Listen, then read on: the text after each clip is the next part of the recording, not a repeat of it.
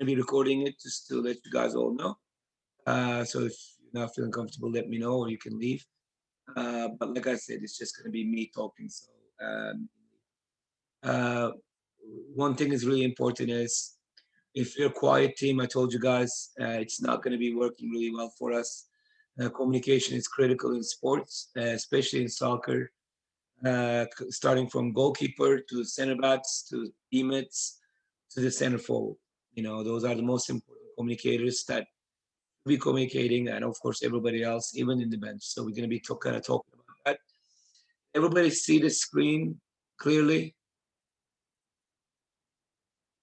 The screen should Yeah. be saying communication for different positions, right?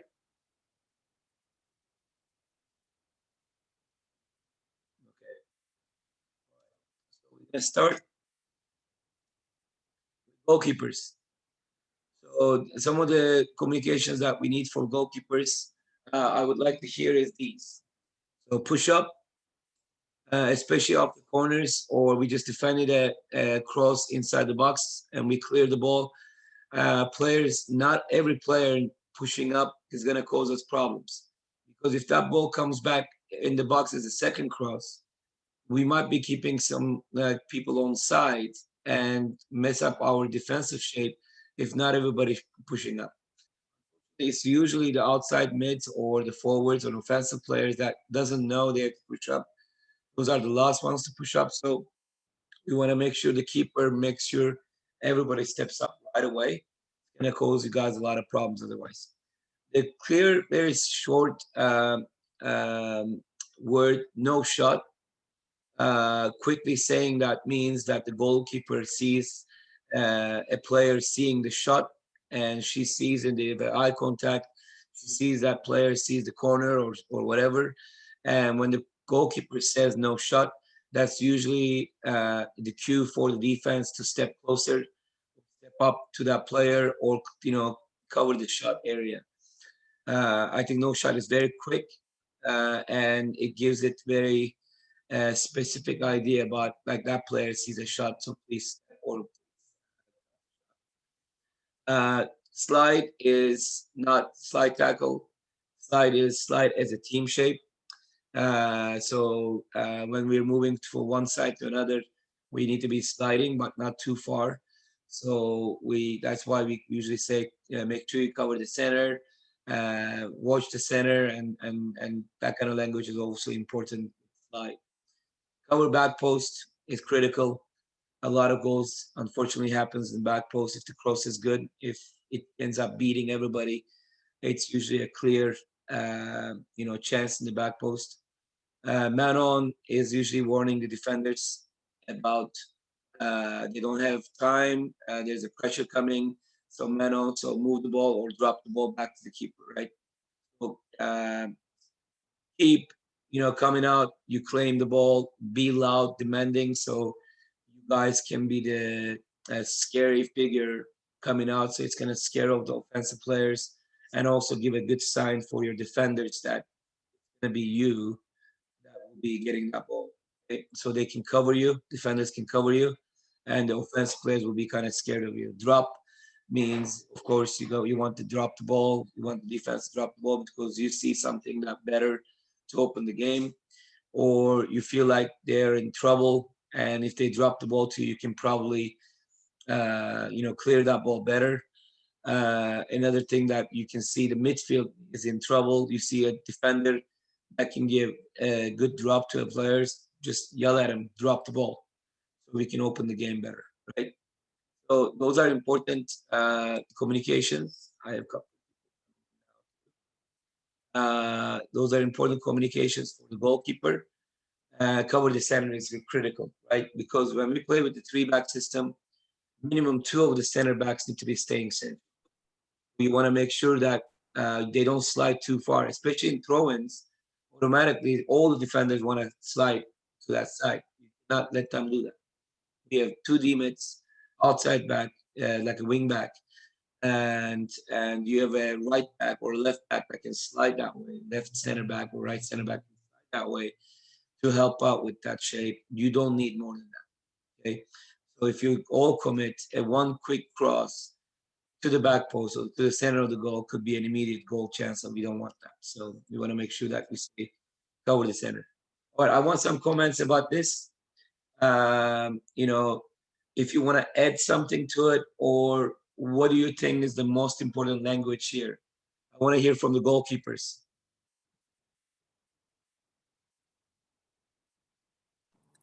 I feel like the no shot, I feel like we've been using that a lot more at practices now. Like I'd never used that before, but I'm excited to start using that this season.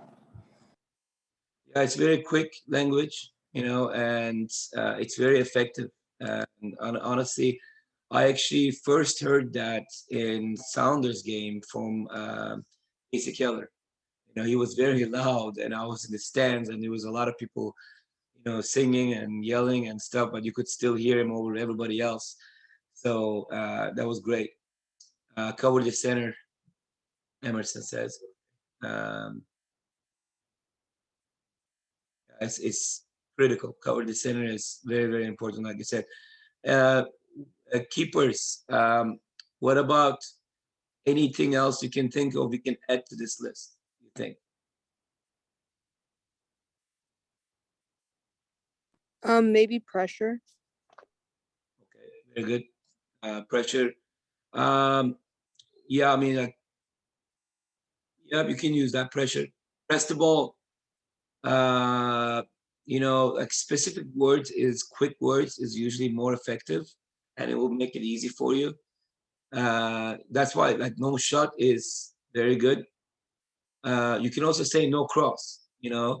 Uh, you see that the player sees a cross and it's several players inside the box. That could be a dangerous cross. So you might want to warn them about no cross, no cross, don't give him a cross, right? So that way they're aware that that could be a dangerous cross. So we need to make sure that we don't let down.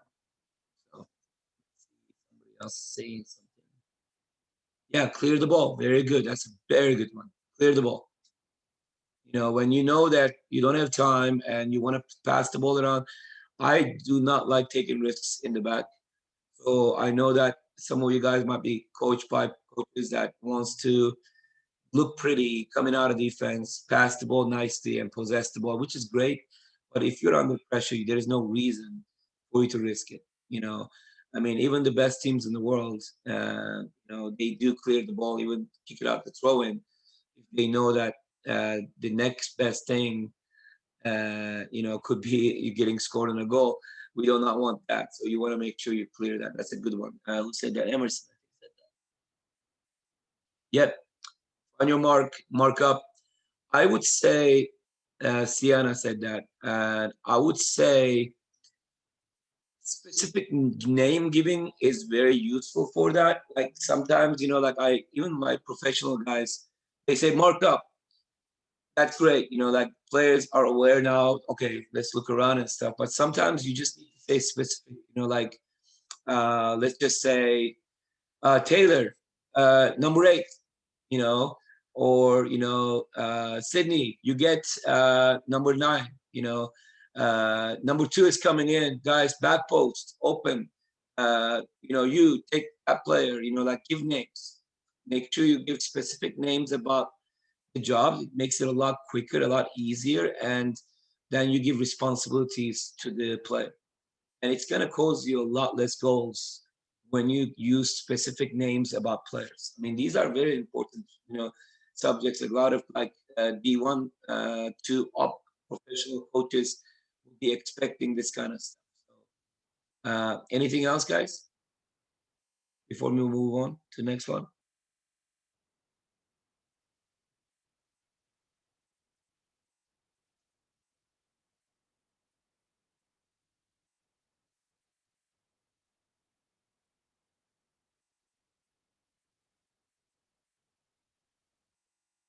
Quite. I feel like half of you guys are in sleeping right now. So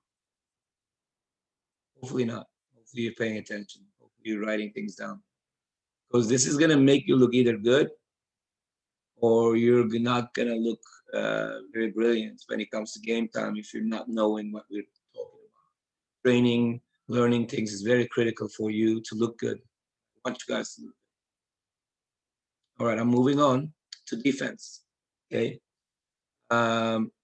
Defenders, do you want to say before I go to the next screen that I would like to see? But of course, there's other languages I want to see too, but I didn't write it down here yet, so you can add.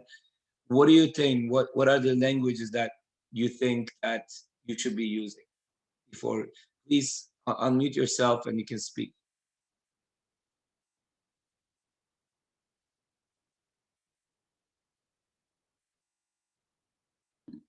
Like shift or slide over, or get cover, like if one's stepping, cover behind. What kind of language do you use when you want to use that? Like second defender. Okay. Anybody else? Letting other defenders know, like if there's a man behind them, or like to push up to or step up or whatever. Okay. Like man coming or behind your back. Yep. Man on, behind your back.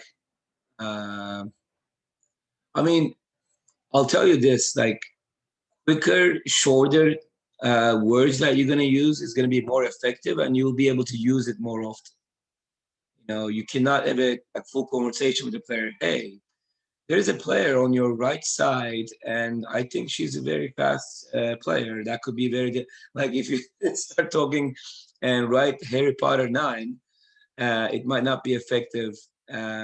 Make sure that it's very short words and very effective.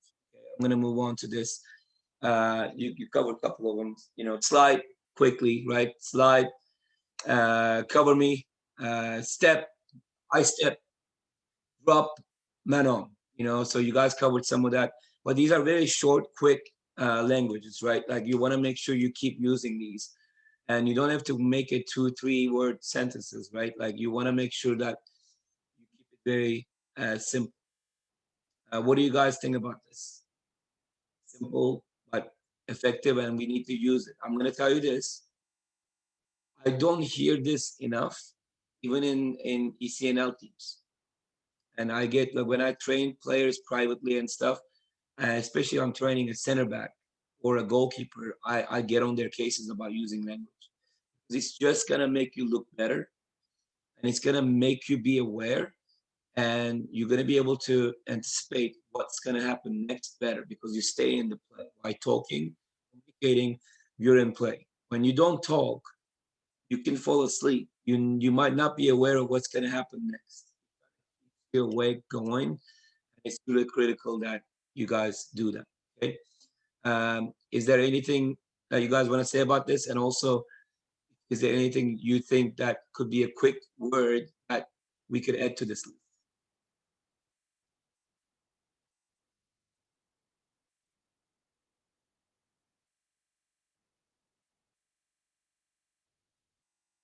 Come on, ladies.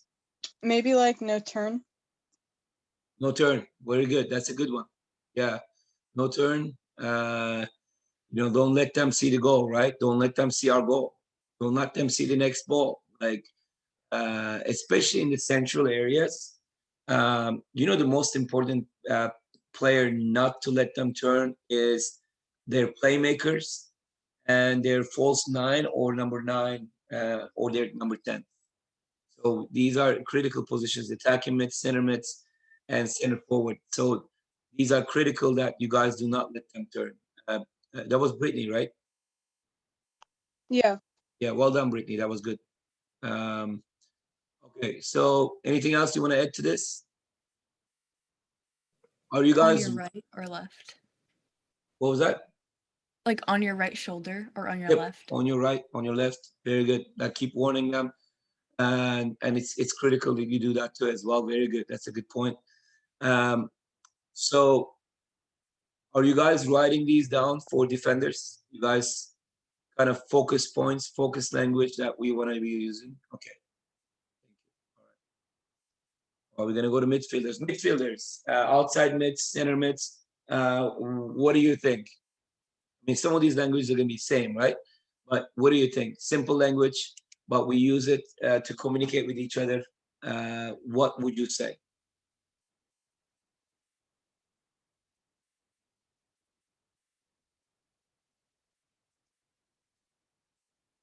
I want to hear your voice, guys. take your space, send it. Sienna, was that for midfielders or defenders?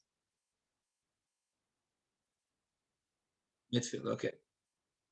Yeah, take your space. Okay. Make a run. Sure. Anything else? Just say it, guys. Use your mic I feel like you could say check to the ball. to the ball. Okay. Check. You know, like shoulder, right? Shoulder is better. Check in. Check in. You know, you can say check. You can say check in. I'll try to say it very, like I said, short languages, so you can actually do it really. True ball, very good. That's a big one, I think. I like that. Space, sure. Maybe saying like you have time or man on, just like if there's like people coming behind you. Exactly. Time, you got time, man on. Those are good. All right, let's see what we got.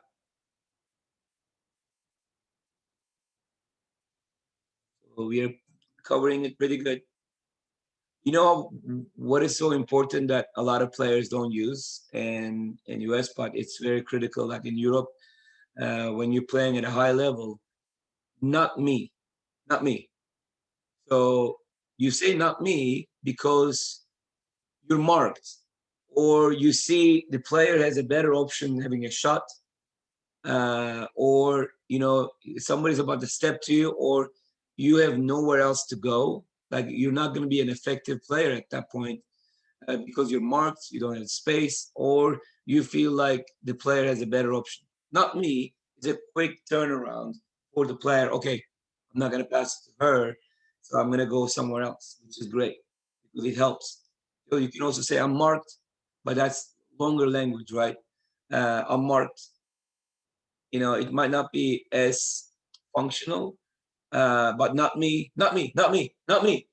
And that way you just let them know you're marked, right? And unfortunately, a lot of players struggle with that, and it's a critical language to learn for sure. And open the game. It's for our system is very critical. Switch the ball. They switch the ball, open the game, but again, switch, open it, open it. Those quick languages could be helpful for you guys to recognize that there's a lot of space on the other side, so we got to catch them off guard. Like we've been talking about in trainings, right? We need to make sure that our system, we have so many midfielders. If you consider the two outside forwards to be number 10s too, think about it. Like we got like let's see, 6 midfielders, is it? Or no, 7 midfielders in the midfield area, covering that area. So they're going to be like, we're going to be, checking in to that gap. And so it's critical that we do the right. And drop the ball is critical. Sometimes we hurry up and we want to just go forward, but like, let's just say the forward is there, but there's also 5 defenders there. So if the forward is not going to go anywhere, even if she beats one, there's 4 more up there. So drop the ball so we can come back with numbers, right? And wide. That's wide. And go wide, right? Like go wider. Sometimes the wider players, they struggle, they check in, which is okay. But once we get the ball and looking at their side, and we're about to open the game to them, they need to be as wide as possible. They're going to need to be on the white line or yellow line in whatever field we're at. We want to make sure that they're going to be as wide as they can. So you can tell them to go wide, or tell the midfielder to pass it wide because you want the ball wide, right? And through ball is critical. We need to make sure we always field between 2 players and man on. Take the space. Yep. I use a different language for that. I say, go with the ball. Dribble the ball. Go with the ball. You can use all that language for sure. Does this make sense to you guys? Is there any comment you guys want to make? I would like to hear some comment from you guys. Come on.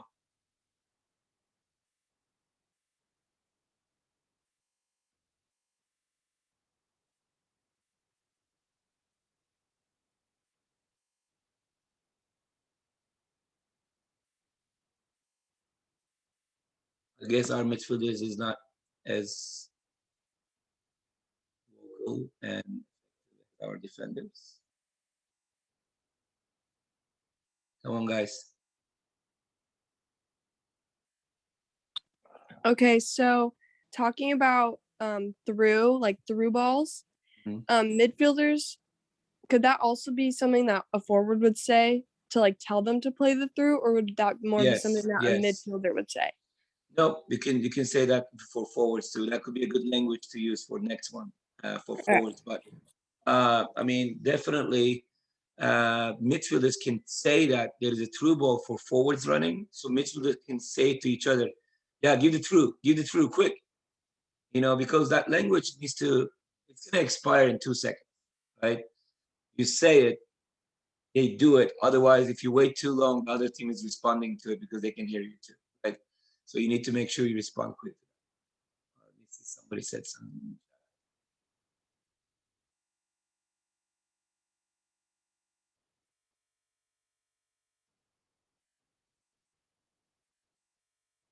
Yeah, you could call a forward to make a run. Sienna says that she's at her great grandma's house. Your great grandma is welcome to join us with her knowledge as well. Say hi to her. Yes, you could call forwards to make a run. That's why you lead the forward to make a wide or through. You can also lead them, right? You can also lead them. Give me a through ball. Give me a wide. You know, check in, forward, check in. So you can expect that. So you can definitely add those communicating with the forward. You know, I'm telling you, communication makes everything much better, and your movement, everything, and you get to know each other. The chemistry. So um, I want you guys to comment about not me. That's a critical one. Do you guys understand that? Can you make a comment about that?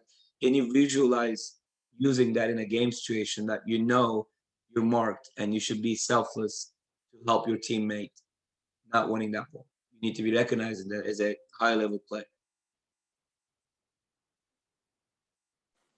Like when you know you don't, when you have players behind you, like marking your lanes, so you don't have like a good passing lane, or you don't have places to go after you would get the ball. Yep. Do you think it's effective? Do you think you could use that in a game yourself? Yeah, I use that sometimes. Oh, you do? Honestly, Danny, like I haven't heard that much in since I've been coaching here. So that's great. That's a big deal. You might have had either a genius mind or you had a good coach. So let's see.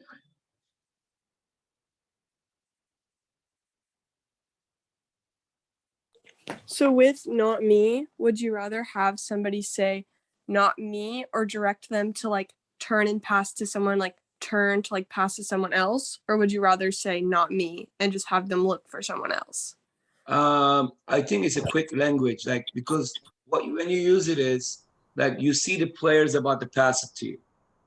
So you can't really think a lot of options at that point. You just want to make sure they know that you're marked, right? And you just say, not me, yes. And then the next language could be lead them to the right area, or they just look for the right area. Give them the choice to make their best choice. You know what I mean? But it's like at the moment you see that your center mid, let's just say, is about to pass it to you. You see this really strong, fast player is about to step. So you're like, not me, not me. At that point, she makes a better choice, go somewhere else because you're about to lose and maybe cause a counter attack. Right? Does that make sense?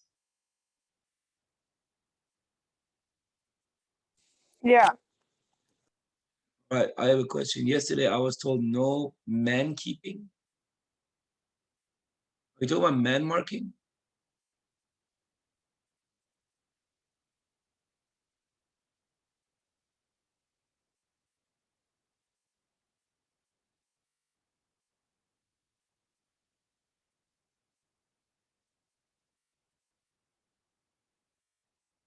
Can you like Alexia? I think on this. She says I have a question yesterday. I was told no man keeping. I don't know what that is. Are you talking about man marking?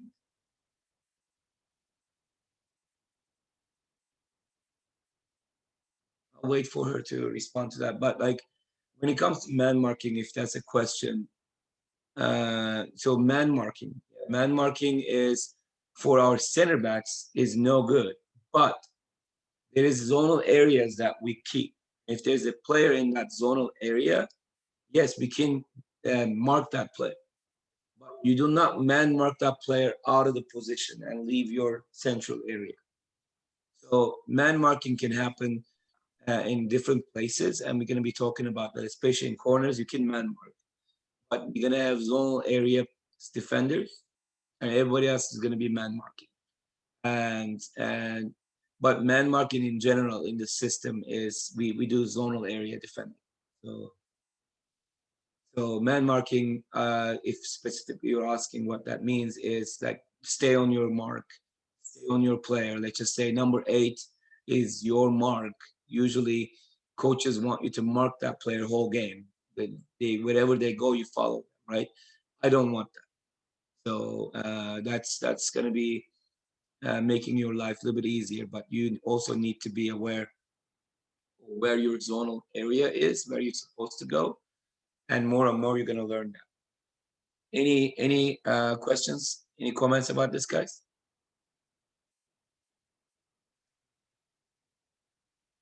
Moving on to forwards.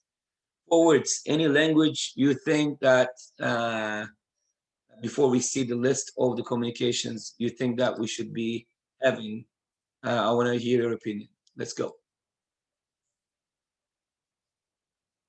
I think turn and go is really important, like when you have space. Okay, turn and go is good.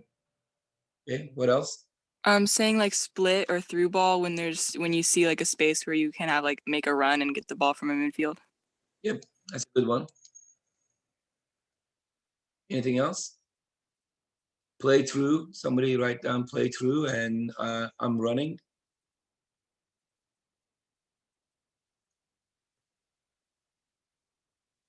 This one is kind of like out there, but sometimes just saying like feet to let them know to play to your feet and not play like through. It's not out there. Honestly, it's a very important one. Like Taylor, some players, they are not very strong on air. So if they're aware of that, do you want the ball to your feet, right? And especially in the through balls, when you're checking in between through balls, you want the ball to coming to your feet exactly, because you're not making a diagonal run. So if the pass doesn't come exactly to your feet when you're checking in, it's really hard to move to the side. So yeah, feet. I think that's great. I like that. I think a lot of people don't use that, but like it's critical. And some players, they want it on the headers, right? Header, high ball, because they're better on there. They win everything, so they want that. So I think it's a good language. That's great. Thank you for that. Forwards, you guys see forwards right here. One more that I use a lot personally is like saying go, like if you're a center forward especially, and you see like an open run or like a good place where they could go to, and like you could just like let them know that it's open. Yeah, especially the wide players, right? You have that space, you can lead them to space. Yeah, just go now, because you can pass that ball. Yeah, so I think that's great. Yeah. Shoot, take the shot. Man on. Here, you're checking in. The Spanish, a lot of Hispanic players, they use aquí. The same thing with here. Back post. So you want the ball to be crossed the back post because you're wide open there. I'm open, through ball, wide run, all that stuff. So, and you guys covered a lot of good language there. So I like it. I like it. Is there anything else you would add to this list? Forwards?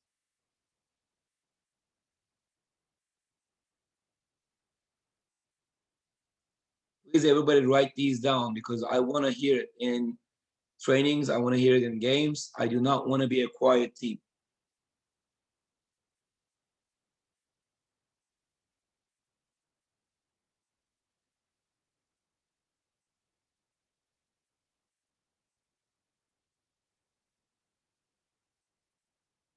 What about one time?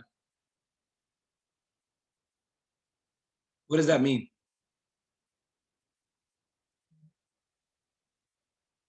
One time. What does that mean?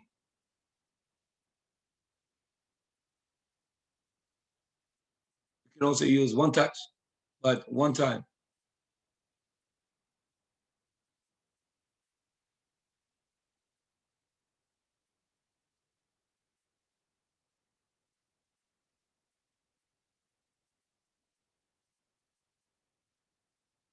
Come on, ladies. I mean, it could be used to just say to hit it on your first touch to shoot. You don't have time. There is no reason, especially inside the box or cross, right? Like you're about to, you get space and you recognize that that player who has the space, they're waiting, but the defender is coming full speed and they're very fast and they're about to block that. One time, one touch, quick, quick. You know, so that's gonna make them aware that they don't have a lot of time, and they need to also take the shot, right? And I'll be honest with you, I do not like forward who likes to try to control everything inside the box, especially if the box is busy, crowded. It just doesn't make sense to me. Take the shot, ladies. Like the shooting is the most positive things in the game. Like this just getting opportunity after opportunity when you take the shots. So we want to make sure you guys take advantage of that. There is no reason for you to control and let the defender be aware or where you're setting up the shot and give them more time to respond to your shot. So quicker, 1-2 touch, one touch, 90%, 99% of the time for me inside the box, one touch is critical. So, all right. When you're on the bench, this is critical that you learn this too. So what is my position facing? So what does that mean? Like let's just say you're outside mid cell, right? And your position is outside mid. So you're watching your outside mid position, like somebody in the field. And what are they facing? Are they facing a weaker, slower defenders? Are they facing a dangerous player on your side? Are they facing somebody that you could deal with? Are they facing somebody that you need to maybe change the way you play? Those are critical things to watch in the bench, right? And what can I do to make an impact? Those are, of course, after seeing what you're facing, what your team is facing, instead of chatting the sidelines, talking about school and friends and social activities. You watch that, you're gonna make a bigger impact, right? So, what can you do to make an impact? Just analyzing the game, analyzing what the coach is saying to the players during the game, and maybe asking questions to the coaches. What should I do when I go in? And those are important things to do. And you need to want to make an impact and to get more playing time and stay in the field and next game start the game. Where is our weaknesses? Where is our weakness? Where is their weakness? All those things are critical. Uh, uh, what is my team's plan? It's an important one. I think that's from the beginning. It's critical that you guys actually learn that. Okay. So if you don't know the plan, it's just going to be about why is my daughter not playing, or why am I not playing, or with this girl, and this and that. It's more about if you're doing your job, you're going to play, and if you're sticking to the plan, you're going to play. And it's not about your speed or skill. If you are a part of a team and you slide as a team, you're a part of the team shape, you're gonna play. So you just need to be looking at those and ask questions to yourself instead of looking for reasons why the other players or why the coach, why, and don't look for those. Like always look within yourself. They always look at yourself about what you can do better. And I think we all need to do that, including me. And after every game I coach, I judge myself critically. And I sometimes lose sleep if I lose a game and what I could have done better. And I judge myself, and the next day I'll bring it to the team and I'll admit my mistakes. So I think it's important that we all do that. Any questions about this?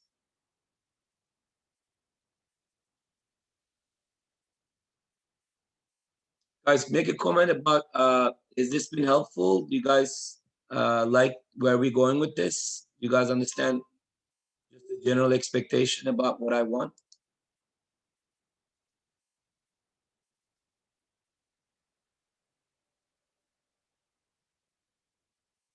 Yeah, it makes pretty much sense.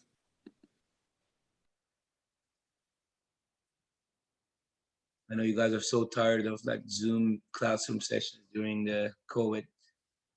So this is probably annoying, but it's really, really helpful, guys, if you guys actually pay attention to it. And we're going to be kind of going over some of the team shape stuff right now. I'm not going to open it so long. I don't want to keep you guys too long, but I would like you guys to ask some questions about this. So we are going to be playing. Three back system, three center backs, two defensive mids, which is two number sixes. Outside left forward, but usually they're going to come back to center when we're defending, especially as a number 10 and number 10 and outside. So it's a number 7 and a 10, number 11 and a 10. Think about it that way. And number 9. Number 9, unless I ask, there's two ways I ask a number 10 and number 9, I mean. Center forward is going to be 99% of the time lost man. I don't want them to check in. I only when we are really far from the goal, like about maybe right here, we're starting an attack, and we can check in. Excuse me, sorry, allergies. So you can check in, but when we're in attack position, I want you guys to keep the center backs busy. So I want you guys to stay last man. If you keep checking in, you're gonna step higher and higher, and we don't want that happening. Hold on.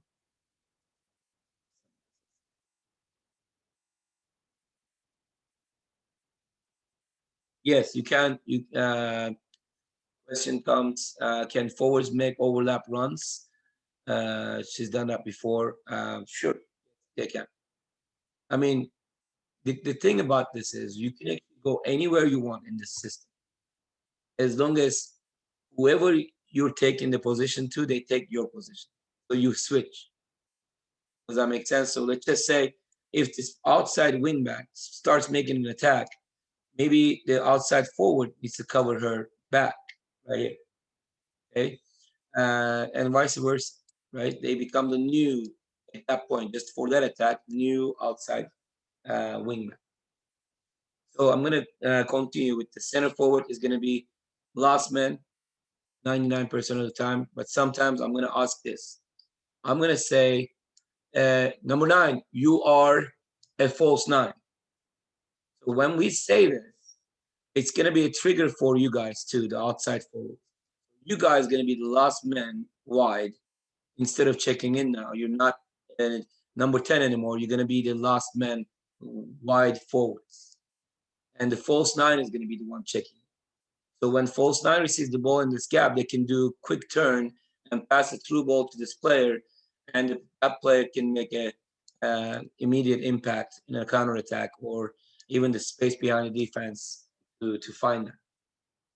So when we say false 9 is the one that it's kind of like a 9, but it needs to check in, kind of play like a number 10, even though they're in the center playing like a forward. We want them to check in more than usual. But right there, right now, when we start the game, it's not going to be a false 9. It's going to be a center forward. Poacher, target man, last man kind of center forward. Okay. The mids are going to be two number 6s. One of them can join this attack, but the other one needs to make sure they stay central. So this one, let's just say this one started an attack. She passed the ball to this number 10. I want her to continue to go. At this point, this player should be making a diagonal run too. When you make a diagonal run, this player might follow you and open the way for this player. So you guys making runs constantly diagonally is going to mess up the defense's shape. And so you can take advantage of the movement. So one number 6 can become a number 8, a number 10. can attack all the way if you want. Okay. Any questions?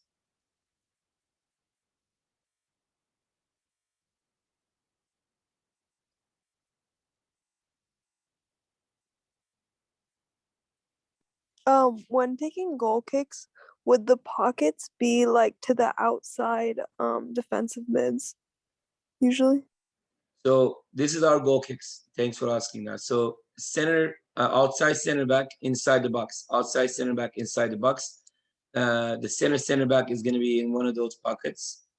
D mid is going to be here. A D mid is going to be here, and outside mid is going to be as wide and on the line as possible. And this is our goal kicks for the short. Do you see the setup? So when you short pass, goalkeeper short pass to here, they're going to have a lot of possible triangles to go from. Do you see that? Or even like this player can go wide and this player might get it. And right away, we're going to be able to possess the ball. Do you see that? Oh, okay. Thank you. Yeah. So, Rachel, though, this is critical that you asked this. So, what if we suddenly see so many players up here and they are stepping so high and not going to let us do? So, you do this sign up, right? Up. And we're going to set up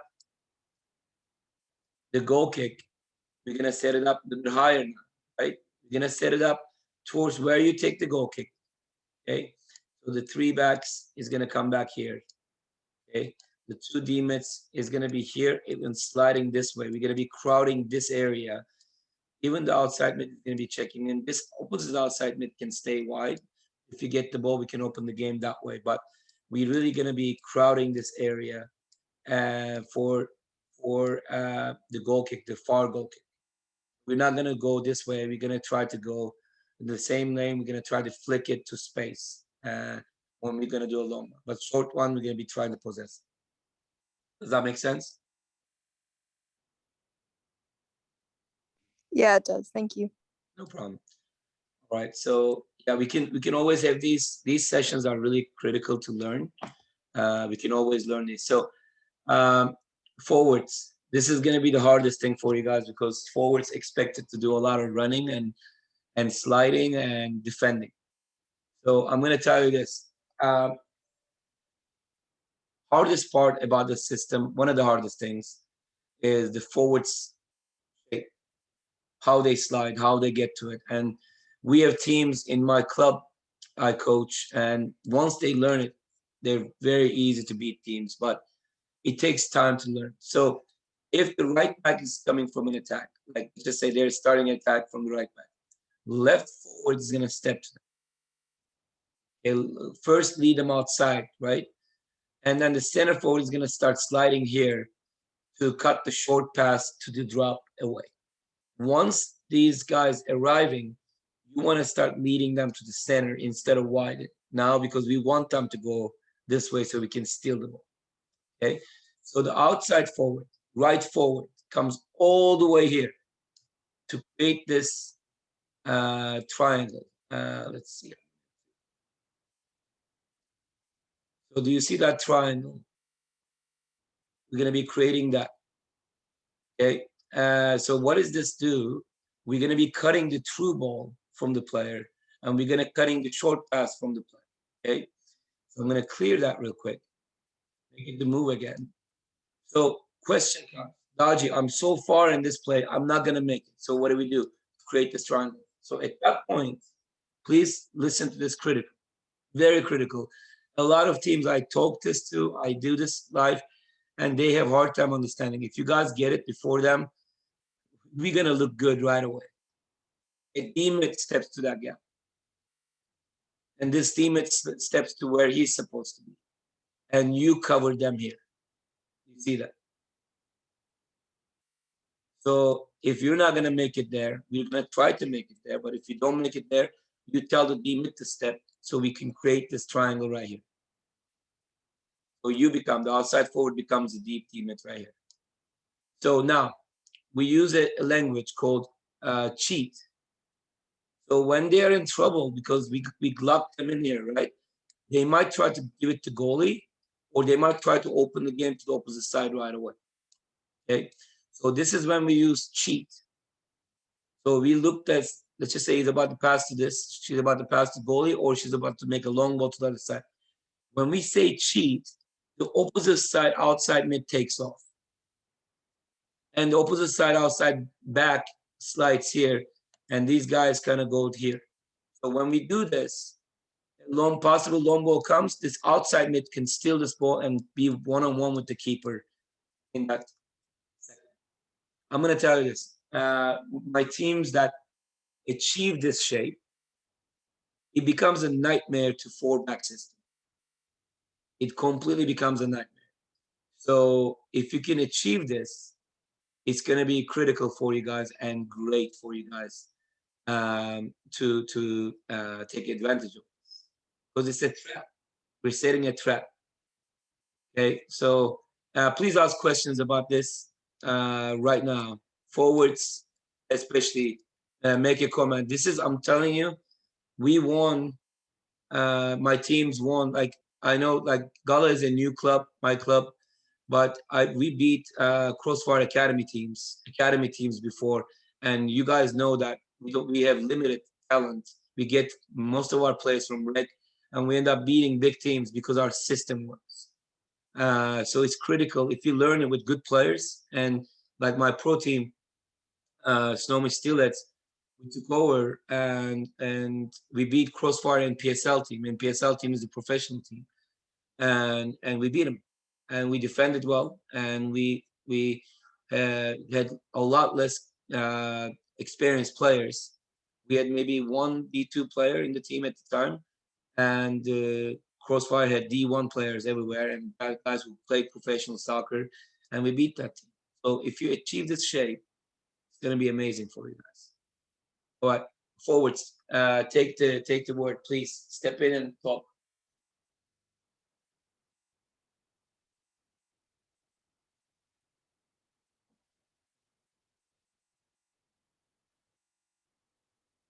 Come on, guys. Either make a comment or ask a question about it.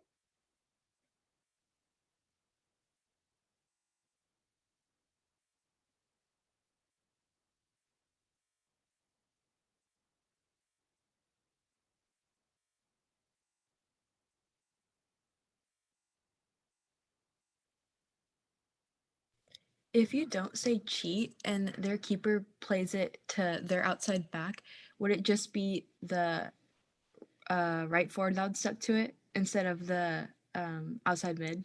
That's a good one. We pull back at that point. Does that make sense? Like, we start pulling back because they beat us, Yeah. right? We didn't steal the ball.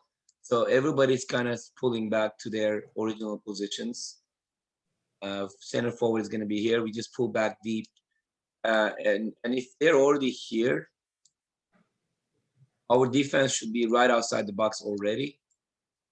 One of our teammates should be here. Our outside back, wing back should be here. Our wing back should be here. You see, if the ball is on this side, this wing back slides even more like a center mid. We give them this space. That's okay. We just want to make sure we cover the central areas. And this guy slides here too. So we just come back as deep as we can. Only person who's not going to come back is the center forward. Does that make sense? Yeah, thank you. Mm-hmm. How far back do you want the forwards to drop when the other team gets the ball and is like going up the field? Around here. We're going to be defending this area, the center forwards, I mean the outside forwards, the number 10s, but the center forward is going to be staying with the last defender, wherever they are.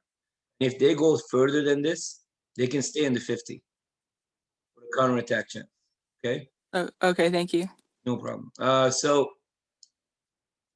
if you realize, look at our shape right now. We compact the center. That's why my teams don't get scored on a lot of goals.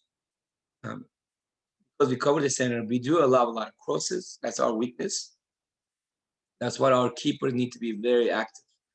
But if our keeper is active and they can come out and get those high balls, and we're going to be working on those a lot more, that makes us stronger. And our center backs, they need to be good at headers and defending crosses. and getting in a position that they need to be facing out instead of facing their own goal. So before a cross, they need to read this. Let's just say if a cross is going to come from here, they need to start going early enough and facing out now. So instead of running backwards like this, they face their lower body running towards our goal while their head is looking at the ball. And once they get deep enough for the cross, they face out. So it will be easy for them to pass the ball to one of our players instead of just booting it senseless, right? So these are critical points. So hopefully you guys are paying attention. Let me see.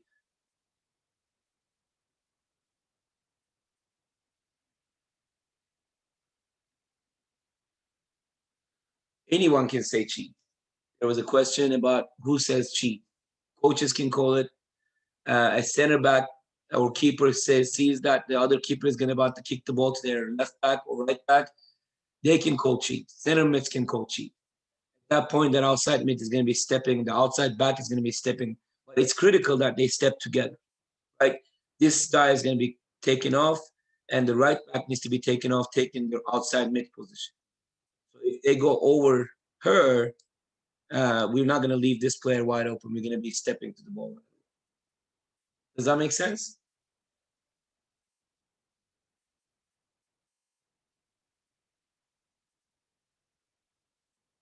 All right. I'm going to ask the players who wanted to be captains and applied to be captain. I would like you guys to unmute yourself and start talking now, please. Let's see your leadership skills. I'm going to ask a question to Kate. I think, Kate, are you here? Yeah, Daji, I'm here. Okay. Kate is one of my coaches for my club, and we're bringing him. You guys have been working with him. I think he's a very talented young coach and professional. So I think Kate also, when he first came, he played for Rush and Snohomish United as a player, and he coached at Snohomish United before. So what for you, what was hard to learn, but what made this so effective, in your opinion? I think the hardest thing to learn probably was understanding like where the gaps were and understanding how to play a 3-back system, you know, where to be off the ball, where's your mark, how to create, you know, slide as a team and create those triangles, because, you know, coaching at some of the big clubs, they rely on a lot of fast players, a lot of physical players, a lot of give and goes, like you said yesterday, a lot of balls over the top, you know what I mean?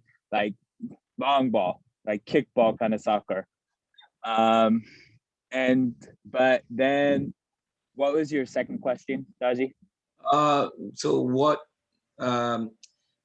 made it so, you know, effective? Like what do you like about it mostly?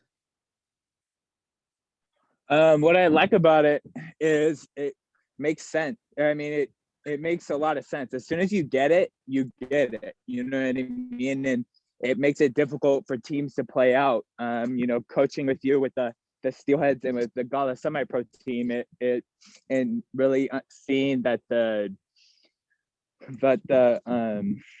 you know, the system works is really eye-opening, because you see teams that, you know, play a 4-back system, they struggle to get out. They end up result is basically they're having to kick the ball long and hope that, you know, a forward gets it. You know what I mean? Yeah. So it is an effective way, but if it's not effective at all, if you're not really doing a good job with our shape, right?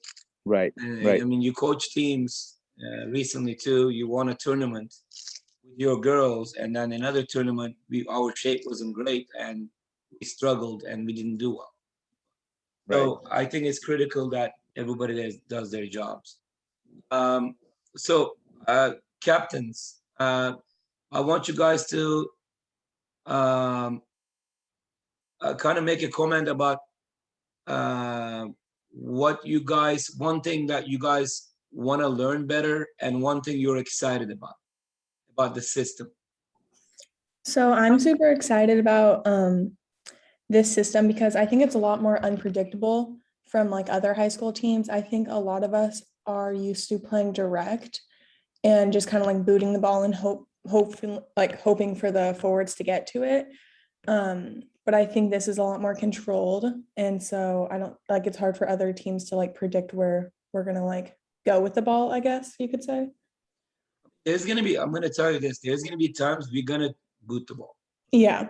And there's gonna be times that, but one thing about the system is we are gonna be in the right places. Instead of like assuming the forward should be there, they will be there. And that's our hope. Even if we have to play a little ugly soccer here and there, and sometimes to win games, guys, you gotta do what's necessary. You know what I mean? So we like to play possession and we like to play good soccer, pretty soccer. But like I in my career, I've won like more games or more tournaments, more trophies with ugly physical soccer than pretty soccer. Sometimes you got to do what you got to do. But like I think you get the point. Yeah, we are not very predictable. So a lot of coaches cannot figure it out. Like when I coached high school last time, Cascade High School, we only had 4 select players. 4 select players. Everybody else was rec or never played soccer. And we finished 3rd in the state because of our team change, because of our unexpected way we played. The only coach that could kind of read what I was doing was Dan Pingree at the time, which is the Snohomish High School coach. You know, because he knows the game, like he understands the game. But a lot of coaches, they're cone coaches, you know, so they get the idea of the simple, like how to play against a 4-back system, 4-4-2 or 4-3-3, but they don't necessarily know what to do when the team is this compact. They just say, they complain, they say, oh, these guys are defending a lot. And I've heard that all my career. It's funny because they say they just defend, that guy just defends. And then I look at the stats, we're in the top 2 most goal scoring teams in each league. And we're always number 1, least goals scored on us. So yes, we defend, but we also attack. We also have chances, a lot more chances than other teams. So it's about the team shape. It's about how you move as a team. So I'm excited. I just hope that you guys really listen to this stuff, because sooner you get this, sooner we're gonna have success. I mean, I really believe we could surprise a lot of people if we just listen to this. And unfortunately, every time I take a team over, there's always some kind of, I know how to play soccer. I know how to do this. I know how to play right back. I know how to do this. And then they're not really knowing how to play it like this, though. So it takes a little while for success to come. And I'd rather start now. So I hope you guys have an open mind, because I'm super excited. From the talent that I see, I know we haven't seen everybody. I see girls who bites, go up there. They wanna win. They want better for themselves. They want to learn more, and I think that's critical. And as a trainer, private trainer too, I enjoy coaching players to learn new things, how to use their body, how to use some skills, and all that stuff. Even techniques to shoot. I mean, I run like shooting camps. I teach like 17 different techniques to shoot the ball. So these I can teach different ones to you guys, and you might find a shot that you've never tried before, but that could be your best shot, right? So I kind of opened the door for those things, and hope that you guys, go through the door. So it's important that you guys have an open mind, because I'm definitely going to be a radical way of thinking about the game, also very similar. So if you have good coaches, there's going to be a lot of similarities about what I say, but also some radical things I say, because they focus on goal, and I focus on make sure we are not an easy team to beat first, and then we go enjoy and score. Does that make sense? All right, Kelsey, thanks for that. Anybody else? Captains? Anybody? Captain? One of you? Yeah. All right. Yeah. I along with like the team shape and whatnot, I really like how there's always like support from our players. And one of my previous coaches called it like the triangle of death, where there's like 3 people and they cover the through balls and then the like sideline in the middle, so they can't really go anywhere. So I really like that we're going to be able to support each other better and kind of close out teams to one side, so it's harder for them to like score on us. Yeah. So it's the coach that came up with that, Brittany, is Mourinho. Jose Mourinho came up with the triangles everywhere in the field. So let's just say the left mid has the ball, right? The right mid steps, center mid steps, and right back comes back here, triangle, right away. Ball comes back to center mid steps, center forward or outside forward in this case, right here. Outside forward steps center, and outside other forward comes back here. He's not going to make it. What do? This steps, and the outside forward comes back and helps with the center area, and this defender goes back. This player covers another triangle. Watch the triangles now. Get out of this. Actually, this is a different color. Okay. So watch this. This is a bad one. That's a horrible color. All right, let's go with yellow. Okay. Triangle here. Triangle here. Okay. You see it? Triangle here. Triangle here. Triangle here. Triangle here. That's going to be closing all the gaps between the central areas and not going to give any space behind you guys, even in a triangle like this. So this is going to be closing all the gaps. So anything that trying to go through this is not going to allow the ball to go through. It's going to make it really tough for them. They're going to go, and sometimes you guys might get frustrated. Your parents are going to get frustrated sometimes because we're going to defend, and sometimes the other team is going to have the ball. It's okay, because all they're going to do is go back and forth here. I don't care if they have the ball, even here, if they have the ball back and forth like 47 times, it's cool with me because they're just like frustrated, right? Like they're not going forward. They're just going to be frustrated. And once we win the ball, we're going to be more effective. That's exactly what we do. We're going to be patient. We're not going to, waste a lot of energy. So another thing that we're going to do, guys, most of the time, we're going to start the game with 60-yard pressure. And sometimes I'm going to do full field pressure, but I'm going to say, let's just say 50-yard pressure. So we're going to be, 60-yard right here. We're going to be pressing behind this point. So our pressure is going to be starting kind of right here. We're not gonna go further than that. So we can contain our energy and see what type of soccer they're gonna be playing against us. And then if you say full field pressure, then you guys gonna go all the way. Does that make sense? We're gonna be containing our energy. We're gonna be smart about how we're gonna be using our energy, and we're gonna be able to contain that. Like, we just need to make sure that you guys understand and follow these directions. The coachability is very important. We are all on the same page.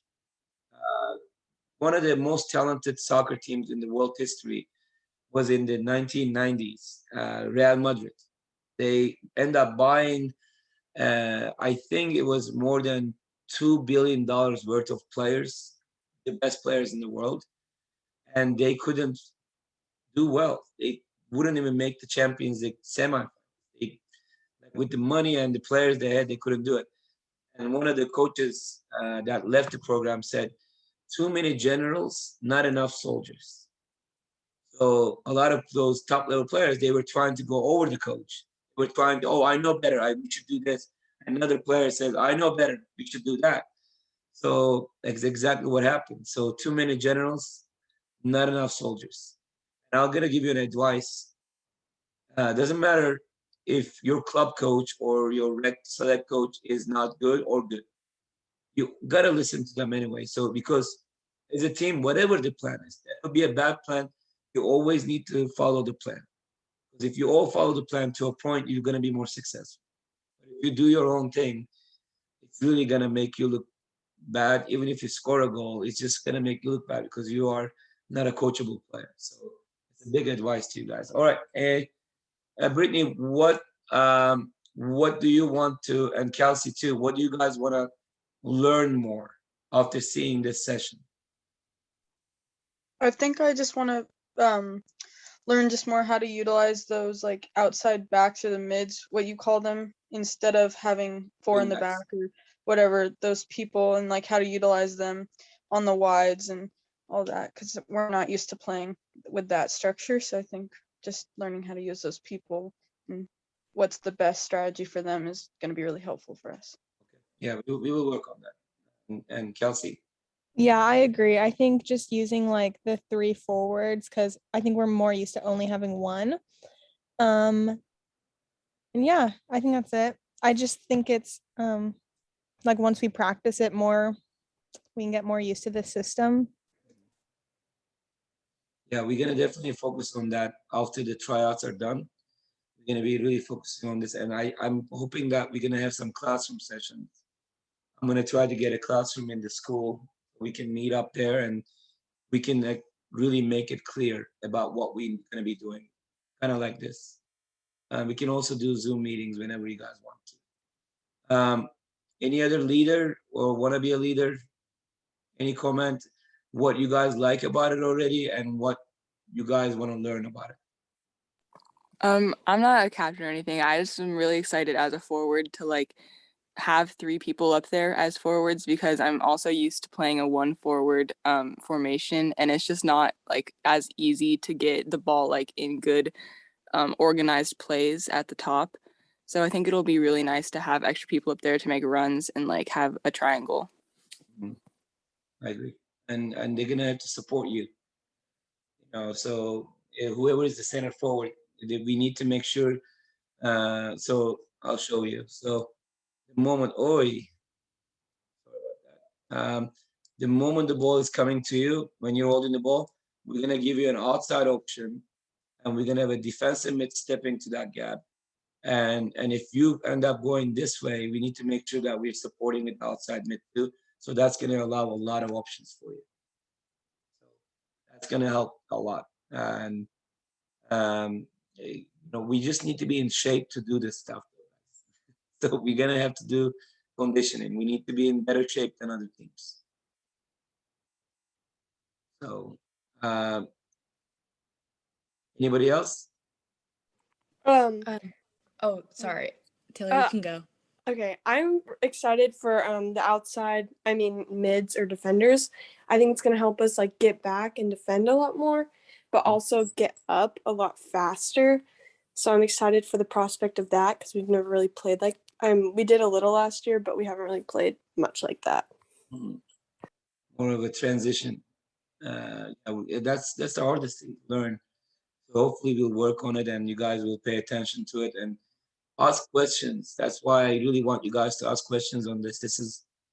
I'm giving my time for you guys, and you know, when we do this kind of stuff, like I was this kind of classroom sessions, like people hire me around the world to do tactical sessions like this, and they usually pay me $300 to $400 to do this session, to learn the 3-pack system, and they ask questions because they're spending so much money, right? So you guys are getting this for free, and I'm not getting paid as a coach yet. Let's take as much advantage as possible from this. I'm giving 3 days for you guys, and I'm giving a 4th day now for a Zoom meeting. So don't be quiet, because it's only gonna be serving you more and more. You ask questions and understanding system, and it's gonna make you a better player too. So I think he was gonna say something. Oh, I was just gonna say that I'm excited that everyone is on the same page now. We're gonna be like working as a team, and that we kind of have like a sense of direction. I don't know, with this system, and the thing I want to learn, I guess, is just like the ins and outs of it, so everyone knows their role and what to do. Okay. And we're gonna try to make it as clear as we can. But I hope that you guys appreciate that I'm trying to make it as clear for you guys as possible. And so we are all on the same page. So it's not gonna be, see, I am gonna be hard on you guys. And some moments you guys saw that this week. But I am not gonna expect something I did not teach from you in the game. I'm gonna be demanding in practice. so we can expect those things in the game. Does that make sense? So I have coaches I actually fired from my club because they wanted to be like me, loud and passionate, but they never really get on the players or teach it in training. You know, so I don't think that's fair to the players. If they don't know what you want, you have no right to yell at them or raise your voice or ask them to do it, right? Like, I think it's important that we know the plan and then we want to execute the plan. And if you can make me quiet in the game, that means you guys are doing it. Because like, there's games I coach steelheads, I'm really loud, but there's games that when I'm coaching pro, they're doing their job. I just sit down and enjoy the game. So I think it's important that we just follow that. Yes, I am. There's a lot of coaching in the United States that is against passionate coaches, is against you know, people who are loud and demanding and this and that. But I can tell you this: the world soccer is not like that. And my coach was a lot louder than I was in Germany, especially.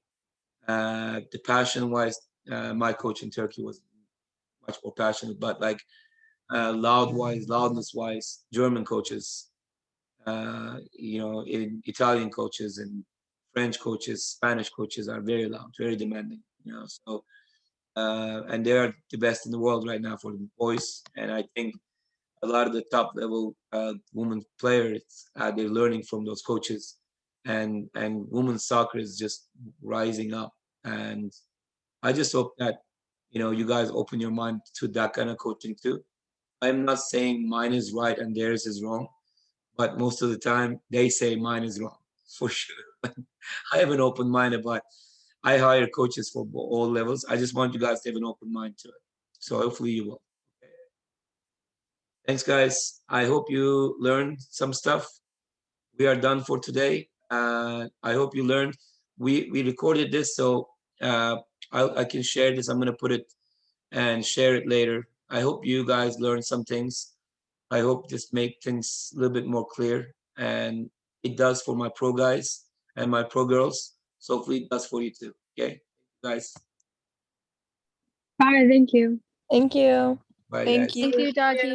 Thank you. Thank you, Thank guys. you. Thank Bye, you. guys. Thank you, Dodgies. See you at practice. Bye, guys.